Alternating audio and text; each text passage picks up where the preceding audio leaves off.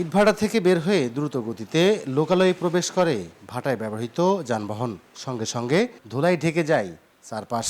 পরিবেশ আইন অনুযায়ী জনবসতি ও শিক্ষা প্রতিষ্ঠানের আশপাশের ১ কিলোমিটারের মধ্যে ইটভাটা গড়ে তোলা নিষিদ্ধ।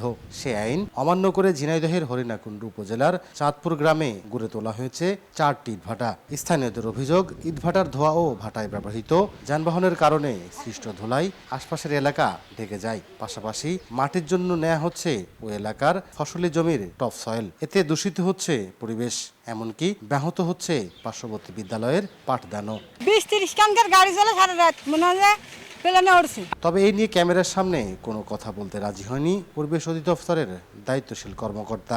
এখন আমি তাৎক্ষণিকভাবে এইভাবে দিতে পারতেছি না ভাই, আমার গত মিটিংয়ের সিদ্ধান্ত এটা। চাঁদপুর গ্রামে প্রায় ৩৫০০ মানুষের বসবাস। এছাড়াও রয়েছে ৪টি শিক্ষা প্রতিষ্ঠান ও একটি কমিউনিটি ক্লিনিক।